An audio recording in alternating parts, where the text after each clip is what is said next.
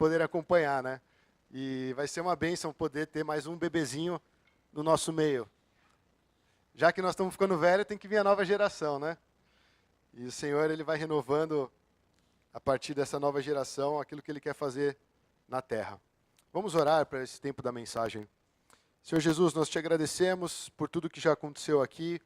Agradecemos porque nesse louvor nós pudemos estar mais perto de Ti.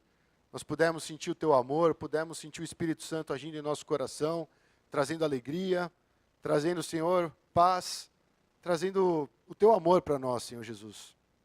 Nós te agradecemos e queremos continuar pedindo que o Senhor venha visitar cada um de nós. Nós queremos a Tua presença aqui no nosso meio, Senhor. Nós queremos entregar todo o pensamento nas Tuas mãos, tudo aquilo que nos preocupa, tudo aquilo que nos traz ansiedade, tudo aquilo, Senhor, que pode nos impedir de entrar na Tua presença e ouvir a Tua voz. Nós queremos entregar diante do Teu trono. Nós queremos nos aproximar do trono da graça e receber, Senhor Jesus, o Teu consolo, receber, Senhor, a Tua ministração em nossos corações, a ponto de nós sermos transformados. Oramos, Senhor, para que a mensagem, ela, apesar de simples, seja uma mensagem que alcance cada coração, que o Senhor venha me usar, mesmo na minha limitação. E eu peço, Senhor, que todos saiam daqui renovados, avivados pelo Espírito Santo. Nós cremos no Teu agir, Senhor. Nós cremos que o Senhor ama essa igreja. Nós cremos que o Senhor atua poderosamente ainda hoje. E nós queremos Te render graças e queremos entregar tudo nas Tuas mãos, em nome de Jesus. Amém.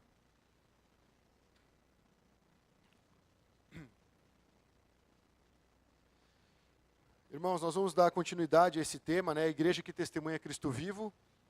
E eu acredito que o fato da Shirley estar aqui é porque nós fomos testemunhar sobre um Jesus que está vivo, um Jesus que ama, que é real, que opera nas nossas vidas, que tem muita bênção para derramar sobre nós, e Ele está atuando. E aí o tema que vem seguido do título principal da mensagem é: Agindo eu, quem impedirá? Deus, Ele traz essa mensagem lá em Isaías. Nós vamos ler esse trecho, mas é importante, irmãos, a gente guardar isso no nosso coração. Quando Deus age, ninguém impede Deus de agir. E isso nós estamos falando da soberania de Deus. Nós estamos falando de um Deus que não foi aquele Deus que criou o mundo, deu a corda no mundo e saiu fora e deixou o mundo aí como se fosse um relógio funcionando. Tem gente que ainda crê que Deus é assim. O nosso Deus é um Deus pessoal, é um Deus que está vivo, é um Deus que está atuando em cada um de nós. E muitas vezes a gente parece que para de olhar para isso. A gente acha que Deus está longe. A gente acha que Deus não tem mais poder para agir como agiu nos tempos antigos. E é sobre isso que Ele está falando com o povo através de Isaías. Ele está falando: eu sou o único Deus, eu sou aquele Deus que te livrou do Egito, que te livrou de uma terra de escravidão, que te tirou de uma terra que fazia vocês trabalharem como escravos, faziam vocês sofrerem, e eu tirei vocês para levar para a terra que eu prometi. E é esse mesmo Deus, irmãos, que atua no nosso meio. Ultimamente existe um ensino errado, eu acho que eu já falei sobre isso, mas eu quero enfatizar. Parece que antigamente Deus era mau, e de repente Ele enviou Jesus e Ele ficou bonzinho. Não é assim. Deus, Ele é o mesmo desde que Ele criou os céus e terra. Ele é o mesmo desde que Ele tinha pensado em criar cada um de nós. Ele é o mesmo Deus. E esse Deus nos amou a tal ponto de enviar o Filho dEle para morrer por nós. Né? Existem vários entendimentos errados e nós precisamos sempre voltar para as Escrituras. O que a Bíblia fala sobre isso? Né? E eu creio que hoje, por exemplo, nós temos um movimento aí na Paulista acontecendo, talvez um dos maiores, né, que acontece no mundo, nesse segmento, vamos dizer assim. E eu creio que muitos ali, na verdade, estão buscando conhecer o amor de Deus. Parece estranho isso. Eu não sei quem foi, um pregador falou que quando um homem está indo a um bordel, ele está procurando o amor de Deus. É um cara que está insatisfeito, é um cara que não está vendo sentido no seu caminho, e ele tenta de alguma forma ter uma experiência, se lançar em algo que aquilo parece que vai trazer uma redenção, mas não traz. Traz mais condenação, traz mais pecado, traz um afastamento desse Deus vivo. E é por isso que Deus mandou o seu Filho Jesus. E é por isso que existe a igreja. Né? A igreja, Jesus tem um trecho muito interessante, né? Ele fala assim, eu não vim para condenar o mundo, né? Eu vim para salvar. E hoje em dia nós vemos muitos religiosos na posição de juiz. É uma posição muito difícil. Não significa que a gente dá as costas ao pecado, não significa que a gente vai afrouxar a nossa condição moral.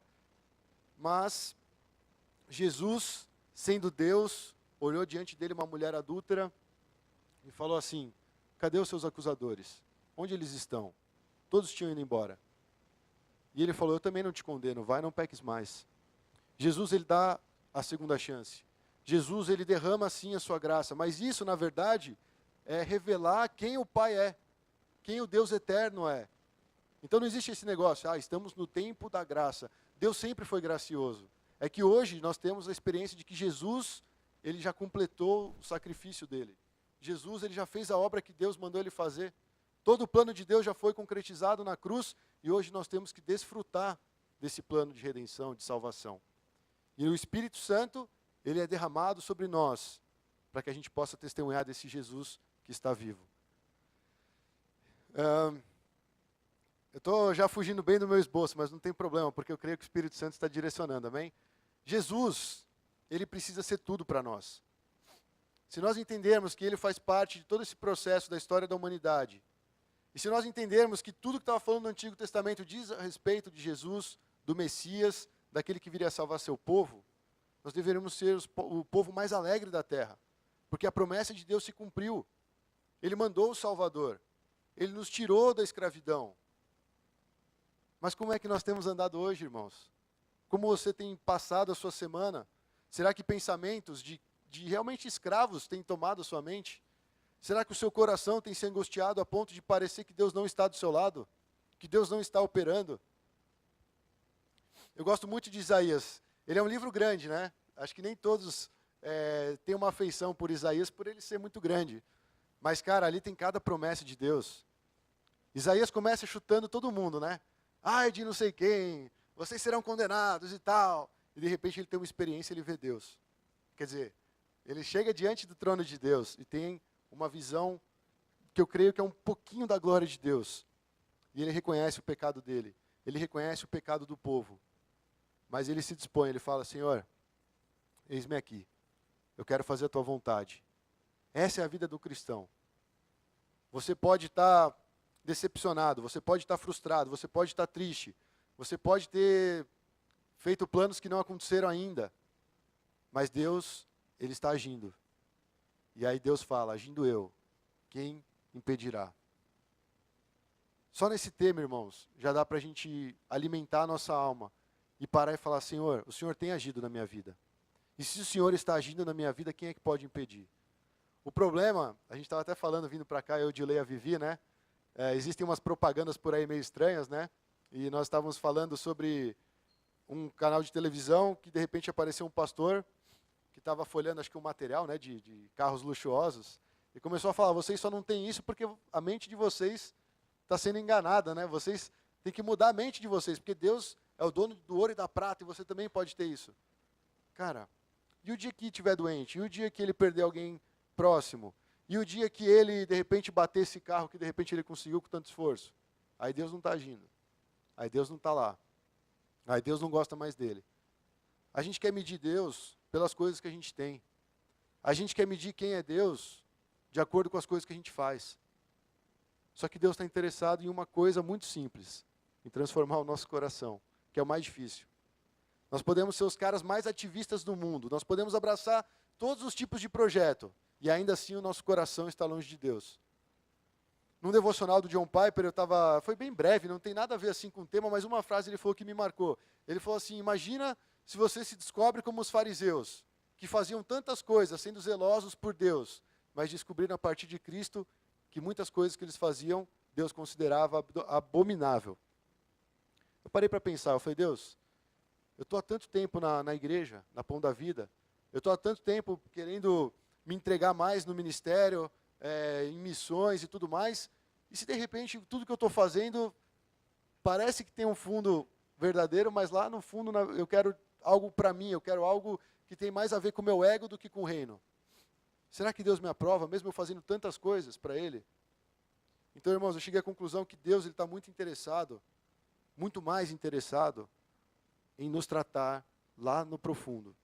O reino de Deus, ele começa aqui dentro, e ele vai se expandindo. O reino de Deus, ele se faz claro a partir de nós, quando lá dentro já foi transformado, quando o reino já chegou lá dentro. Quando nós começamos a viver como os discípulos de Jesus. E eu vou te falar, os caras eram tranqueiras. Vocês conhecem a história deles? Às vezes a gente tem dificuldade, né? De repente a gente tem um ministério, sei lá, de louvor, você tem a sua célula, você tem a sua família. Aí você começa a olhar e fala, todo mundo fala que é discípulo de Jesus, mas isso aqui está uma bagunça, né? O fulano de tal é preguiçoso, aquele lá é reclamão, aquele lá é irado, esse aqui só fala besteira, aquele lá não é profundo. Mas começa a olhar e fala, cadê a igreja de Jesus? Eu vou anunciar para vocês, irmãos, essa é a igreja de Jesus. E Deus está agindo sobre ela. É uma igreja imperfeita, é uma igreja que tem os defeitos, mas Jesus olha como se fosse a noiva dele, perfeita, imaculada, porque Ele está tratando, Ele está trabalhando. Essa visão nós temos que ter na nossa vida. Sabe, eu também li um pouquinho do livro do Bae Wong, e ele falou que ele estava muito chateado, porque todo mundo, não usem isso como argumento, irmãos, por favor, é o testemunho dele. Mas ele falou assim, ele estava muito chateado, porque toda hora ele chegava lá, sei lá, na comunidade dele, e o irmão chamava ele de canto e falava, cara, você precisa melhorar nisso. E ele ia lá, se esforçava em melhorar aquilo. E de repente, quando parecia que ele estava crescendo, vinha um outro irmão, aqui eu acho que você está indo mal, é melhor você se acertar aqui também. Aí ele falou, nunca estou bom, nunca ninguém está satisfeito comigo. E ele começou a se sentir insatisfeito com ele mesmo. Mas ele parou, entrou na presença de Deus, e ele deixou o amor de Deus encher a vida dele. Ele falou, eu sei que eu não sou perfeito, mas esse amor, Cristo em mim, me torna perfeito. E a partir disso eu começo a andar, tendo uma nova vida, e Deus vai me corrigindo, e Deus vai agindo. E se Ele age, quem é que vai impedir? Aí eu já estou acrescentando no testemunho dele, mas é mais ou menos isso. E eu creio que muitos de nós aqui nos sentimos assim, não é verdade? Talvez você tenha uma certa cobrança sobre a sua vida. Eu tenho muita cobrança sobre a minha vida. Mas eu vejo que nós temos que talvez parar de olhar um pouquinho para nós mesmos e começar a olhar mais para Jesus. Quem Ele é, o que Ele faz, o que Ele está fazendo e onde Ele quer nos levar. Isso é o mais importante. Aí sim eu acho que a gente vai ter uma vida plena. Nós vamos ter uma vida mais saciada, mais satisfeita, mais cheia de Deus. É que vai nos dar sentido para chegar nesse culto de domingo e estar animado. Falar, Senhor, fala comigo. Deus, mais uma vez, me direciona. Senhor, eu quero orar pela minha família. Senhor, eu quero orar pelos meus amigos. Senhor, eu sei que o Senhor está agindo. É essa a expectativa que nós temos que ter em Deus. Vamos ao texto bíblico. Se você quiser abrir aí Isaías 43, ou podemos seguir aqui no telão, como achar melhor. E ele começa falando assim, vocês são minhas testemunhas, declara o Senhor, e meu servo, a quem escolhi, para que vocês saibam e creiam em mim, e entendam que eu sou Deus. Antes de mim, nenhum Deus se formou, e nem haverá algum depois de mim. Eu mesmo sou o Senhor, e além de mim, não há Salvador algum. Eu revelei, salvei e anunciei. Eu, e não um Deus estrangeiro entre vocês. Vocês são testemunhas de que eu sou Deus, declara o Senhor. E desde os dias mais antigos, eu o sou. Não há quem possa livrar alguém de minha mão. Agindo eu, quem impedirá? Me veio um pensamento agora, irmãos. Não há quem possa livrar alguém de minha mão. Olha o que Deus está falando. Se você tem dificuldade com alguém, com alguma pessoa, né, algum familiar, amigo, parente, namorado, namorada, esposo, esposa, entrega ele na mão de Deus. Em vez de você tentar mudar a pessoa, mudar a circunstância, fala, Deus, está aí nas tuas mãos, porque ninguém pode livrar essa pessoa se ela estiver nas tuas mãos. E eu não estou dizendo isso no sentido punitivo, mas no sentido de que Deus sabe tratar com aquela pessoa melhor do que nós. Irmãos, eu cansei muito de tentar mudar muitas pessoas, inclusive de tentar mudar a mim mesmo. Mas eu vejo que nós temos que aprender a entregar nas mãos de Deus. Isso aqui é o beabá do Evangelho. Né? Você veio na igreja, você não sabia nada, e falou, entrega a sua vida nas mãos do Senhor. É a primeira coisa que a gente ouve. Mas eu creio que é uma das coisas que estão no final da nossa lista quando nós estamos caminhando com o Senhor há muito tempo. A gente quer carregar tudo nas nossas costas. A gente quer começar a confiar nos nossos títulos. A gente quer confiar no nosso entendimento. Nós queremos confiar em tantas coisas, mas a gente não confia em Deus. E eu creio que Deus, Ele permite que algumas coisas cheguem até nós, para que a gente aprenda a fazer isso. E pode ser as situações mais variadas possíveis. Quando a situação é difícil, como no caso, por exemplo, do nosso pastor, é uma coisa que separa, assim, eu não sei, cada um está tendo um sentimento, né? Mas quem sofre mais é quem está próximo, são os familiares, Caleb, Naquan, Karen, Kate. Mas mesmo não sendo familiar, eu sou próximo do pastor. E eu tive momentos que eu parei e falei, meu Deus, por que está acontecendo isso? E eu me deparei com essa mensagem, agindo eu, quem impedirá? Eu falei, meu, Deus não está alheio à situação dele. Deus não está alheio à minha situação. Eu também tenho os meus problemas, você também tem os seus problemas. Mas Deus não está alheio. Ele não está de braço cruzado, prestando atenção, vamos ver quando ele vai cair, vamos ver quando ele vai vacilar. Vamos ver se ele vai fazer como eu mandei. Não, ele é um Deus presente. E se Deus está agindo, não tem o que possa impedir o propósito dele de acontecer. Então, irmãos, ele faz várias afirmações nesse trecho, eu gostaria de passar por algumas. Ele nos chama para ser testemunhas dele, para declarar que ele é o único Deus. Então, quando Deus traz algo sobre a nossa vida, é para nós experimentarmos do caráter de Deus. Nós entendemos que Deus está agindo, mesmo que seja uma coisa que aparentemente é ruim aos nossos olhos. Mas Deus mandou, Deus permitiu, Deus conduziu a gente até lá. Quem mandou Jesus para o deserto? Foi Satanás? Agora eu vou pegar Jesus, já que Deus não está olhando, e vou mandar ele para um lugar deserto e tal. Não. O Espírito Santo conduziu Jesus para ser tentado no deserto. Essas palavras têm muito significado, irmãos. O próprio Deus falou, Jesus, eu te amo tanto, mas você vai ser tentado agora no deserto. Para mostrar que você é homem e é Deus também. 100% homem, 100% Deus.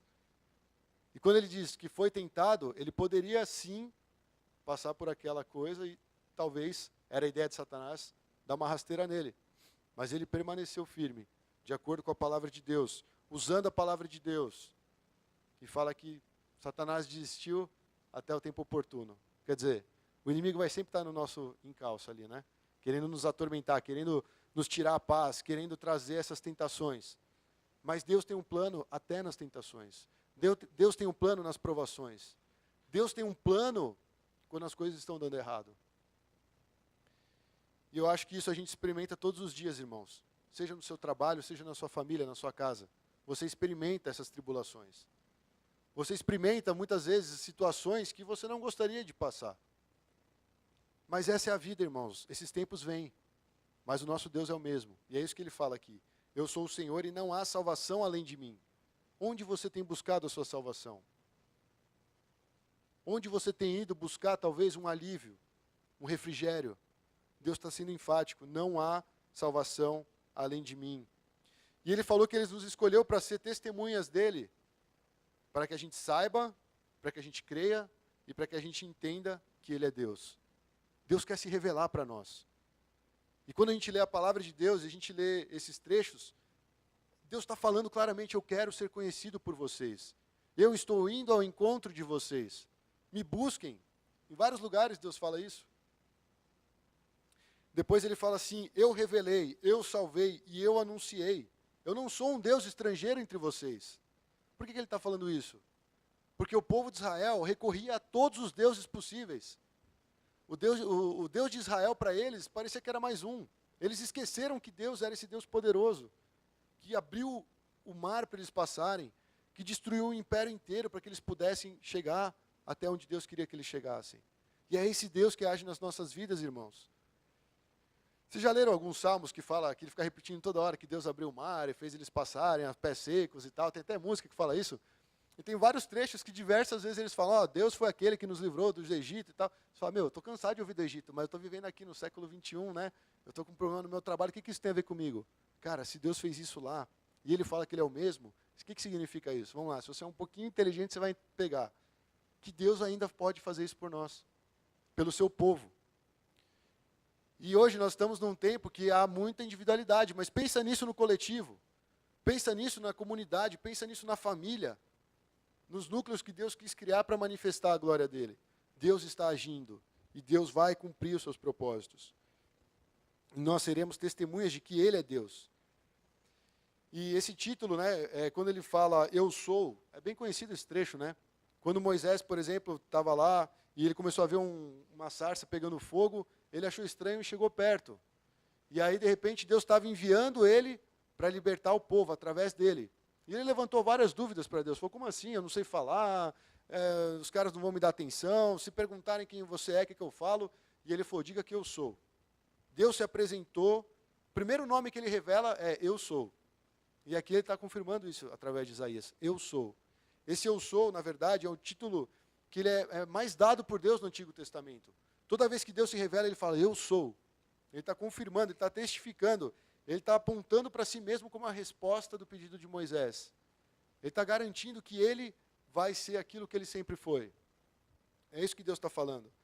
O significado, eu sou o que sou. Então, quando ele fala eu sou, não é só eu sou, você é o quê? Eu sou o que sou. Ele é Deus. E por isso que ele fala, agindo eu, quem pode impedir? Porque Deus é que está na jogada. É Ele que determina as coisas. E isso representa, na verdade, uma promessa de Deus, e ela se cumpre, né? Quando salva Israel do Egito. Então, quando ele fala, eu sou, ele está trazendo a ideia de que ele vai garantir aquilo que ele prometeu. E esse é o caráter do nosso Deus. Ele garante o que ele promete. Ele age naquilo que ele falou. Então, irmão, se você quer andar seguro, se você quer andar tranquilo, se você quer ver a mão de Deus agindo em seu favor, corre para a palavra de Deus.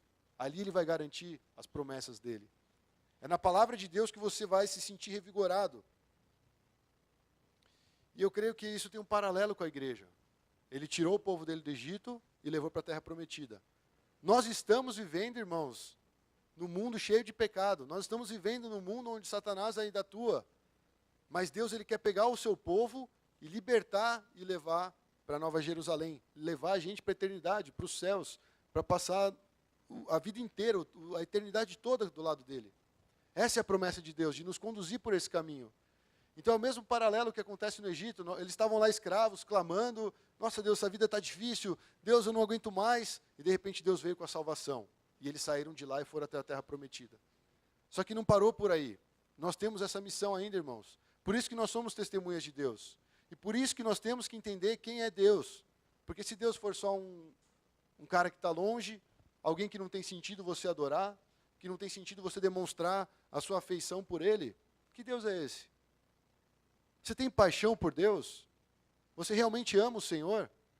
Isso é demonstrado nas suas atitudes? Sabe, interesse, irmãos, por quem Ele é. Os corações que mais fizeram diferença nessa história foram aqueles que eram sedentos de Deus. E eu não sei se você tem tido essa busca. Vira e mexe, cara, eu prego isso, vira e mexe, eu incentivo meus irmãos a fazerem isso, mas muitas vezes eu paro e falo, Deus, como meu coração é enganoso. Como eu quero alcançar mais de Ti. E muitas vezes eu deixo outras coisas tomarem minha atenção. Nós precisamos voltar, irmãos. Nós precisamos levar a sério que nós somos testemunhas de Deus. Você é uma testemunha de Jeová, parece que não, mas você é. Né? Não, obviamente, a religião, testemunha de Jeová, mas Jeová é Deus. Esse título, né, que ele falou, Yavé, muitas vezes traduzido como Javé e caiu para Jeová, é isso, nós somos testemunhas desse Deus. E como é que nós vamos testemunhar desse Deus se nós não experimentamos esse Deus? E isso é o mais maluco na face da terra, porque Deus chamou um povo para testemunhar dele. E o povo ficou o quê? Reclamando. O povo fica de braço cruzado. O povo não faz nada, só sabe murmurar. E foi isso que aconteceu no deserto. Existem fases na nossa vida, irmãos.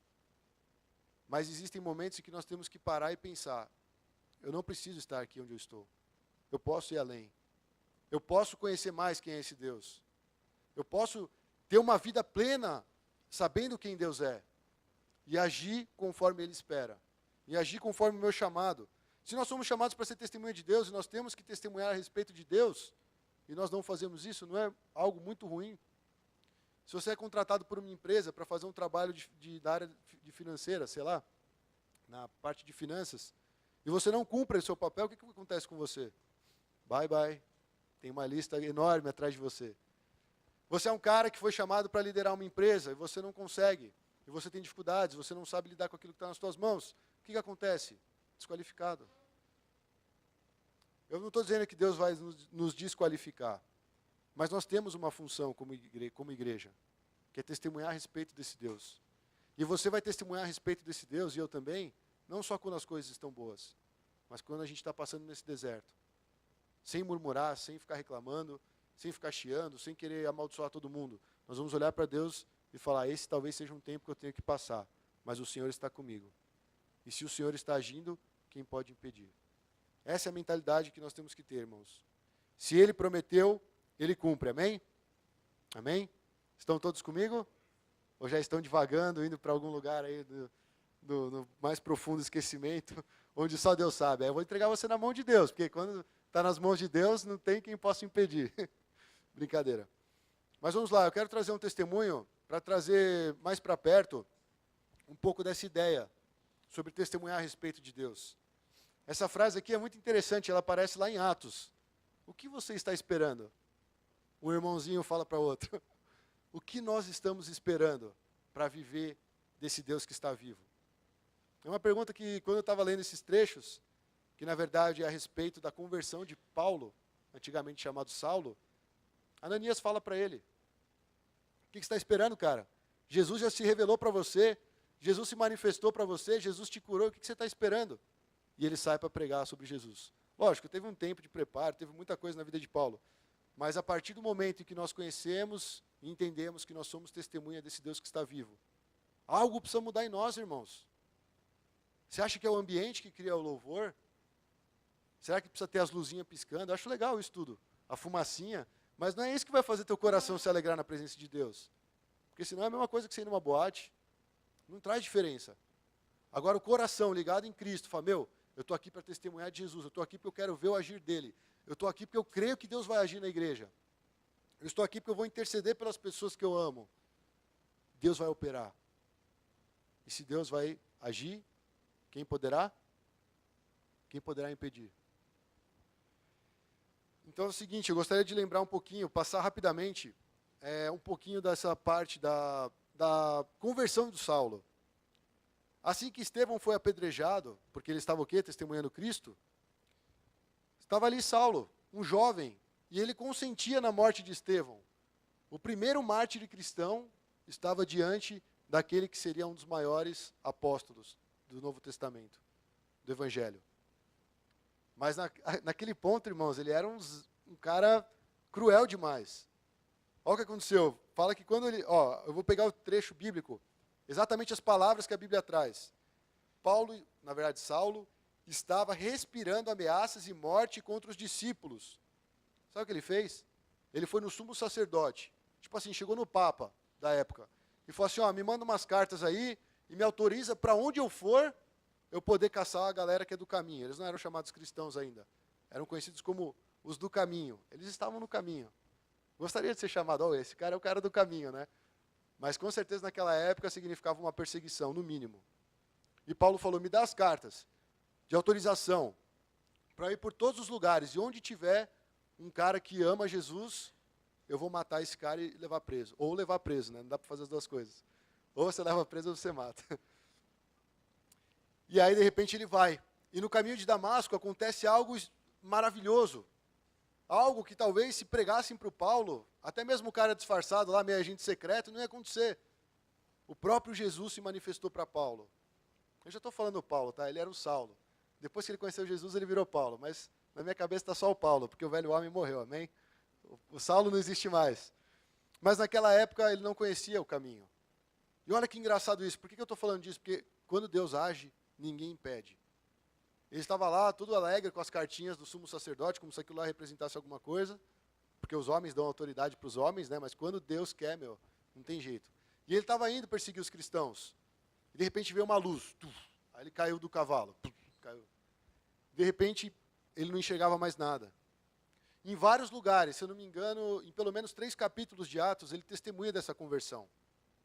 E ele sempre enfatiza que as pessoas que estavam ao redor deles não ouviram a voz, mas ele ouviu uma voz que falava assim, Saulo, Saulo, por que me persegues? Quem és tu, Senhor? Eu sou Jesus, aquele a quem você persegue. O cara que estava perseguindo o próprio Jesus, teve uma revelação de Jesus que estava vivo, e ele foi conduzido por um caminho diferente. Porque Deus agiu na vida dele. É essa intervenção que nós temos que ter na nossa vida, irmãos. Levar a vida cristã nesse nível. Não só na oba-oba de um evento, não só na alegria de estar com os irmãos, mas nessa profundidade, desse tipo de experiência. E eu fiquei pensando, uma das coisas que eu pensei, quando Saulo ficou cego, pensa, o cara era o quê? Um dos caras mais tops ali, que lia a Torá pra caramba, que sabia os versículos de cor, né? Que era um judeu, um fariseu, que era regrado na lei. Primeira coisa, o cara já não vai poder ler a lei. Imagina quando ele ficou cego, ele falou, meu Deus, e agora? E Deus, eu estou te servindo. Eu estou indo caçar esses caras que estão atrapalhando o seu trabalho. E aí Jesus manifesta para ele e fala assim, você está me perseguindo. Eu sou o Senhor da obra. Eu sou aquele que chamou essa galera toda, que libertou eles da lei, que libertou eles da escravidão, e você está indo perseguir essa galera, ou seja, você está me perseguindo.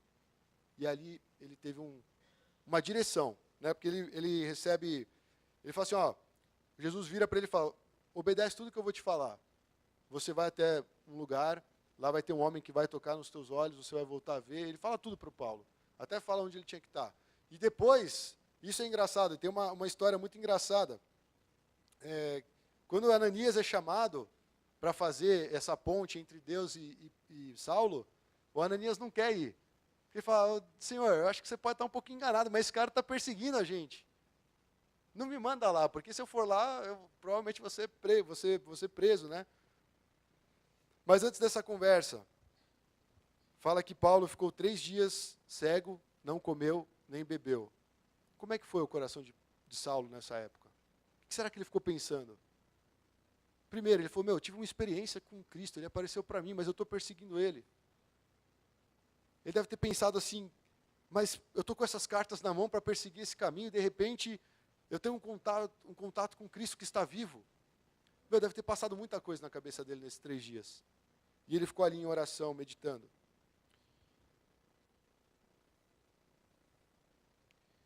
Eu fico pensando, Paulo, ele não estava assim, vamos dizer assim, super inspirado para servir a Deus, como nós conhecemos o que é servir a Deus. Mas ainda assim Deus foi até ele e chamou ele. Era o cara mais improvável para Deus ir lá e chamar. Era aquele cara, se fôssemos nós aqui, nós íamos olhar e falar, cara, eu não vou falar de Jesus para esse cara. Eu não vou amar esse cara é muito ruim, esse cara é perigoso. Melhor ficar no meu canto. Que foi o que Ananias tentou fazer. Só que Deus olhava Paulo, olhava o coração dele, e falou, se eu agir, ninguém vai impedir. E eu quero ele para mim. Tanto é que nós vemos que é uma das explicações que Jesus dá para Ananias. Eu acho que é uma conversa engraçada entre Ananias e Deus. Porque Ananias foi bem sincero. Como é que você fala uma coisa para Deus que Deus já sabe, né? A gente faz isso direto nas orações, né? Ah, Deus, está difícil. Ele está vendo, ele sabe que está difícil. Aí você fala, então não vou mais orar, porque Deus conhece todas as coisas. Mas Deus quer que você ore. Deus quer que você continue clamando. E Deus quer se manifestar no meio desse clamor. E aí Deus fala assim para ele, ó, ele deixa bem claro, Ananias, é o seguinte, você vai até a casa da rua direita, ali, acho que é a casa de Judas, se eu não me engano, e você vai perguntar por um homem de Tarso chamado Saulo. E a Bíblia descreve assim, ele está orando, e numa visão viu um homem chamado Ananias chegar e impor-lhe as mãos para que voltasse a ver. Era o Ananias que tinha que estar lá. Não era o Pedro, não era o Tiago, não era o João, era o Ananias. Porque enquanto Deus estava falando com Ananias, ele já estava mostrando para Paulo que um homem chamado Ananias ia até lá orar por ele. Então pensa o Paulo está cego, 3 dias sem comer, sem beber, ele está orando. E Deus fala, calma, vai vir um homem aí chamado Ananias, ele vai orar por você, você vai voltar a ver. Aí, nossa, Deus está me respondendo. E Ananias está lá discutindo com Deus, vou, não vou, esse cara é do mal. Vai, porque ele já sabe que você vai estar lá. E por isso que eu falo, agindo Deus, quem pode impedir? De repente Ananias ia fazer igual Jonas, né, ir embora. Não, vou para Damasco. Ele também ia cair do cavalo, ia acontecer uma bagunça toda, mas no final das contas ele iria até lá. Porque Deus quer assim. Porque Deus está governando. Porque essa é a soberania de Deus. Traz essa história para a sua vida. Porque isso, na verdade, não é uma história, né? Isso aqui é um fato. Existiu Paulo. Existiu Ananias, mesmo que depois a gente não ouve mais falar dele. E o testemunho que dão de Ananias é que ele é um cara temente. É um temente a Deus e todos os judeus respeitavam ele naquela região. De repente ele vai chegando na rua direita, imagina o estômago dele. Começa a fervilhar, né? Esse cara está aí dentro. O que vai acontecer? E ele faz, de repente, aquilo que Deus... Quando a gente faz o que Deus manda, a gente consegue enxergar os caminhos que Deus queria abrir na nossa frente. Ananias, ele obedeceu, foi, tocou os olhos de Paulo, caíram-se como se fossem escamas e ele voltou a enxergar. Com certeza isso impactou a vida de Ananias. Mesmo ele sendo um cara temente a Deus, ali ele entendeu que ele era muito pequeno e que tudo que ele conhecia não era o suficiente para entender que Deus estava operando muito além do que ele estava pedindo ou pensando, conforme o poder que opera em nós, igreja. É um versículo muito famoso. Uma resposta que Deus deu para Ananias foi a seguinte, ele falou, vai, e este homem é um instrumento escolhido para levar o meu nome perante os gentios e seus reis, e perante o povo de Israel. Mostrarei a ele o quanto deve sofrer pelo meu nome. Meu, olha que coisa louca, ele chama Saulo, ele quer tirar Saulo daquela visão que ele tem errada a respeito do reino, trazer ele para o reino, para que ele seja um instrumento escolhido para levar o nome perante todos os gentios e todos os reis. Ou seja, um cara bem afiado na mão de Deus, uma flecha que vai longe, para pregar o evangelho, para anunciar a salvação. E aí ele fala assim, mostrarei a ele o quanto deve sofrer pelo meu nome. A gente lê isso e fala, nossa Deus, isso é modo mal, né? Dói esse negócio, eu não quero sofrer pelo Senhor. Isso é muito ruim, não quero isso não. Mas lá na frente, quando Paulo estava quase nas últimas, ele não está nem aí para os sofrimentos. Ele fala, os sofrimentos que eu estou sentindo, eles são leves e momentâneos comparado com a glória que eu vou alcançar. Olha a visão que Paulo teve, esse cara realmente conheceu Jesus. Não estamos idolatrando Paulo, mas ele teve um encontro com Cristo. E se nós não temos essa busca no nosso coração, nós vamos continuar num cristianismo raso, que eu nem sei se pode ser chamado cristianismo. Eu estou falando isso para mim também. Porque Deus não se importa com a nossa estrutura. Deus não se importa em como a igreja se organiza. Se existem ministérios, se existem células, se existem 10 igrejas espalhadas no mundo, não interessa. Ele quer saber de cada um. Se nós estamos dispostos a cumprir aquilo que ele mandou. Se nós estamos dispostos a obedecer a sua voz. E Ananias foi e obedeceu. E aí quando ele entrou na casa, impôs as mãos sobre Saulo e disse, irmão Saulo, o Senhor Jesus, que lhe apareceu no caminho, testificando de Cristo, foi ele que apareceu para você. Enviou-me para que você volte a ver e seja cheio do Espírito Santo. Quando a obra de Deus é completa na nossa vida, a gente é cheio do Espírito Santo. A gente sente alegria, paz, tudo aquilo, o fruto do Espírito, né, na nossa vida. E ser cheio do Espírito Santo é a chave para nós conseguirmos testemunhar desse Deus que está vivo. Ser cheio do Espírito Santo. A gente esquece, né? Porque alguém falou da Trindade, e a terceira pessoa da Trindade é o Espírito Santo. Como se Deus fizesse essa classificação. Mas Ele é Deus. E Ele está agindo. E Ele habita em nós. Então nós deveríamos realmente chegar ao Espírito Santo. Eu quero ser cheio do Senhor. Eu quero experimentar o seu poder, eu quero experimentar a transformação que o Senhor pode trazer na minha mente, na minha forma de pensar. E o Espírito Santo pode operar esse milagre. O Espírito Santo pode transformar a nossa vida. E aí o que aconteceu na conversão de Paulo? Ele foi batizado e passou vários dias com os discípulos em Damasco. E depois, um pouco depois, ele já estava nas sinagogas, testemunhando que Jesus é o Filho de Deus. Você ter um encontro com Cristo não é para você ficar no seu quarto confortável esperando que você tenha um aumento, esperando que a sua casa de repente crie um segundo andar, que a sua família seja próspera, não. Nós recebemos a Cristo e nós somos impulsionados para testemunhar. Eu conheci Deus. Eu conheci aquele que tem poder para transformar. Ele me transformou, ele pode te transformar. É esse o papel, irmãos, da igreja. É simples. Mas a igreja vai lá, arruma uma estrutura, aluga o som, aluga o galpão, aluga uma equipe legal de audiovisual, som, não sei o quê, aí faz maquiagem, põe uma roupa legal, faz umas 4, 5 musiquinhas e fala, nossa, glória a Deus, fizemos um grande evento. Deus olhou aquilo e falou, ei, meu, é isso que vocês têm para me oferecer? Tudo isso? Então, irmãos, pensa no básico, no simples. Isso pode acontecer, tá, irmãos? Não sou contra. Mas pensa no básico. Sair e falar, eu conheci um Deus vivo. Ele tocou meu coração. Aquela tristeza que eu sentia, eu não sinto mais. Aquele pecado que eu cometi, eu não peco mais. Aquele engano que tinha na minha mente não existe mais. E testemunhar que essa é a nova vida em Cristo.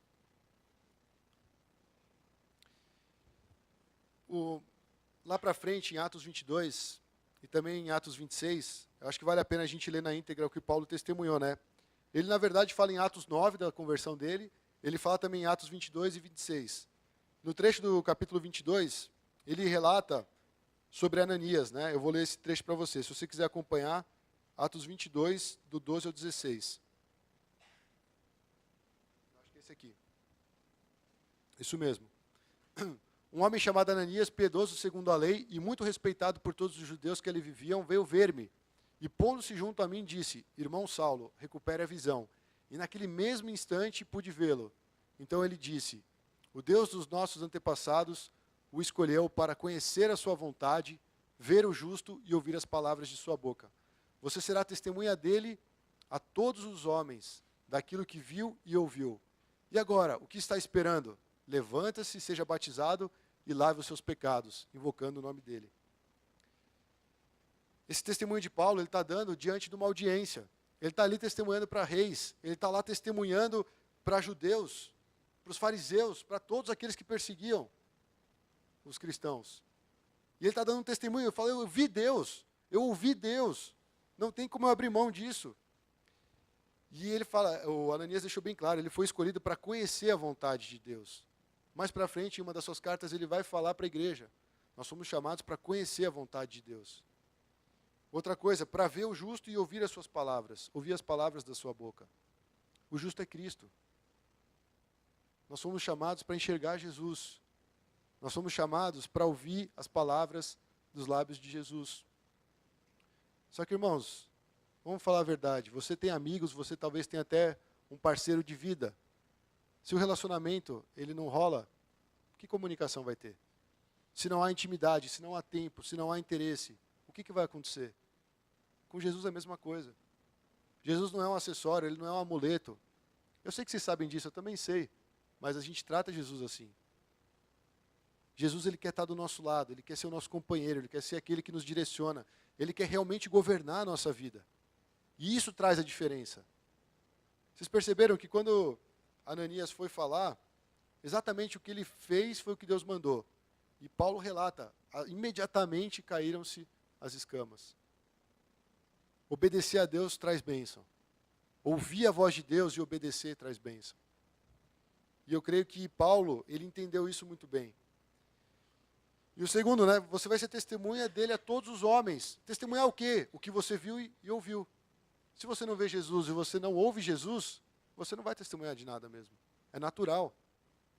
E aí você percebe que a gente entra num ciclo vicioso, porque todo domingo nós estamos aqui, nós ouvimos a palavra, nós vamos para a nossa semana, domingo seguinte nós estamos aqui, ouvimos a palavra, vamos para a nossa semana. E aí?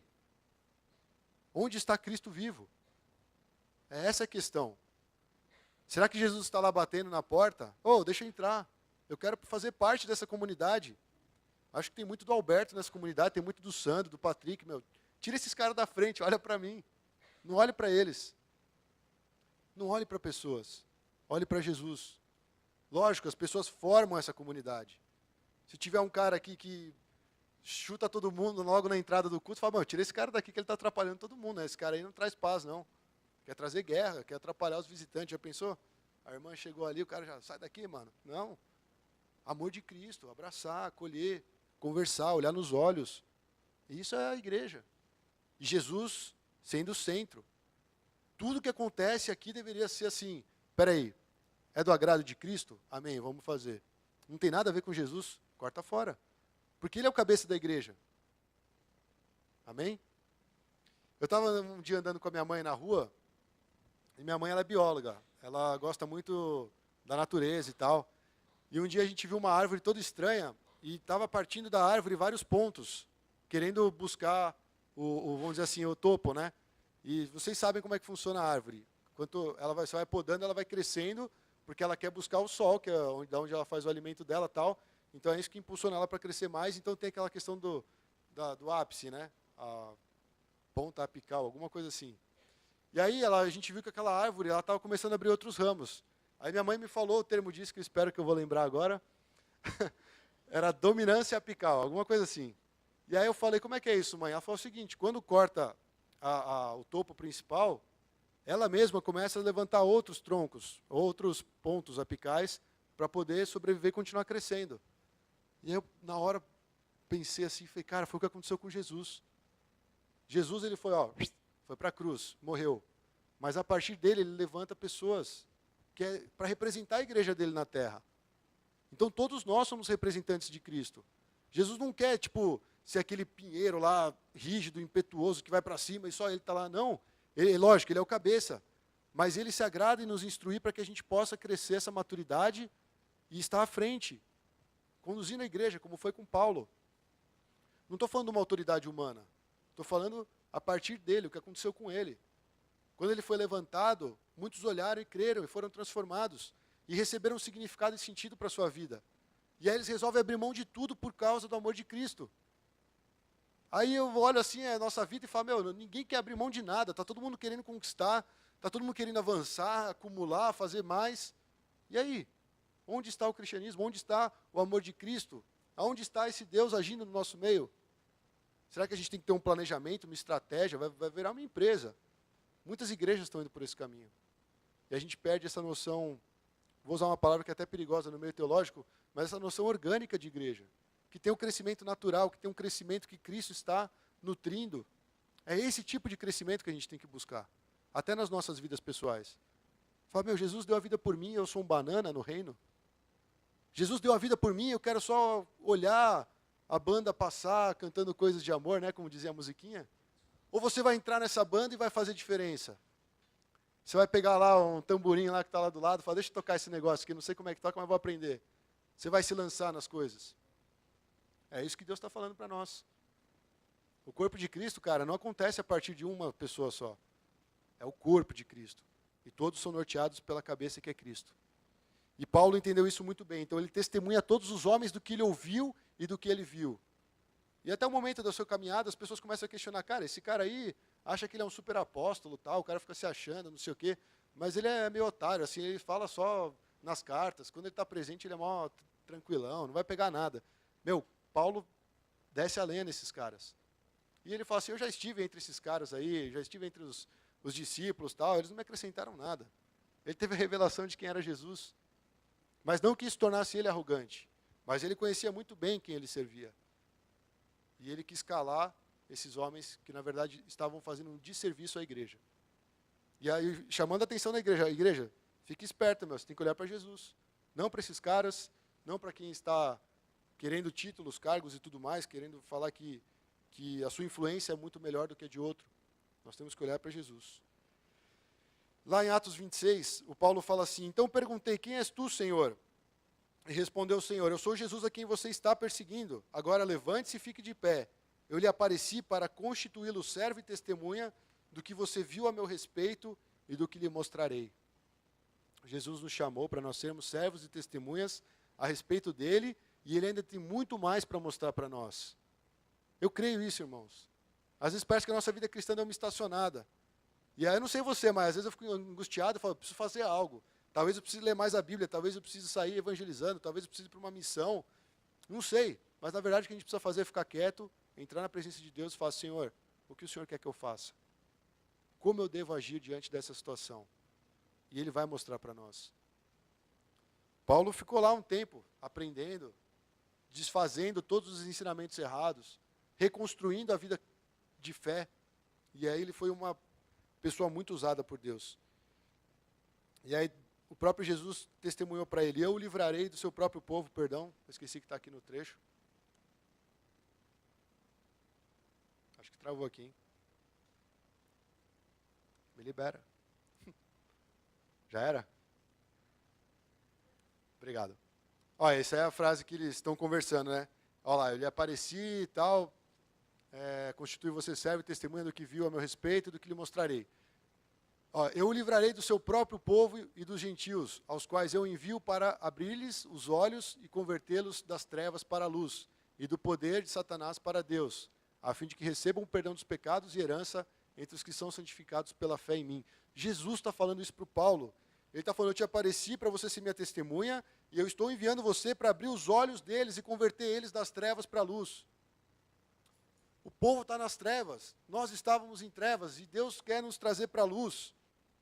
E ele fala assim, e as pessoas estão no poder de Satanás, até mesmo, não só os gentios, né, mas os próprios judeus, achando que estavam servindo a Deus, mas estavam totalmente dispersos daquilo que Deus tinha para eles. E falou, Satanás está lá agindo com poder, mas você vai converter eles desse poder das trevas, desse poder do maligno e converter eles para Deus. Levar esse povo para Deus. A fim do quê? De que recebam perdão dos pecados. E herança entre os que são santificados pela fé em mim. É tudo em Cristo. É tudo por Cristo e para Cristo. E receber perdão dos pecados, irmãos, é uma coisa que traz alívio. Talvez a gente se ache muito santo, mas tem gente que carrega um peso nas costas. Ele não sabe que Deus perdoou ele. Ele não sabe que tudo que Jesus fez na cruz foi para libertar ele desse poder de trevas.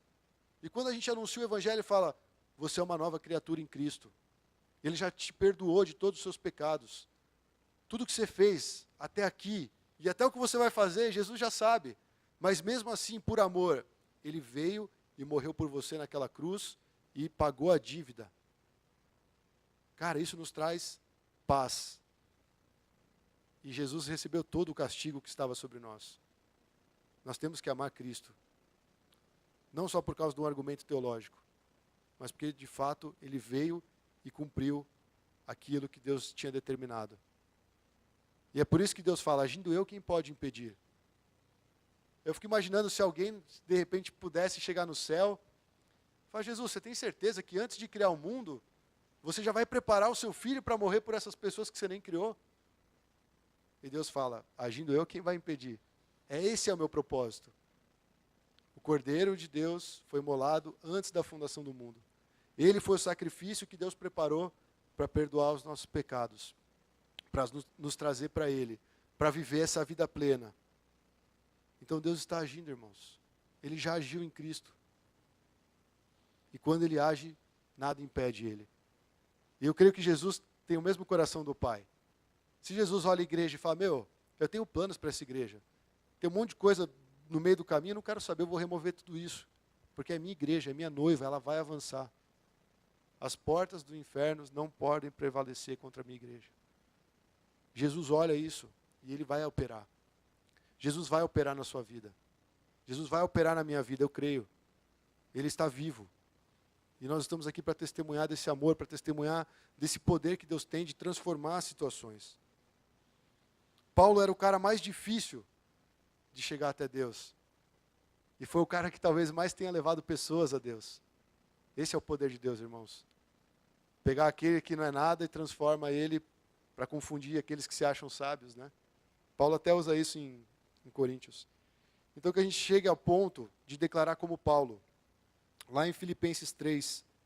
Mas o que para mim era lucro, passei a considerar perda por causa de Cristo.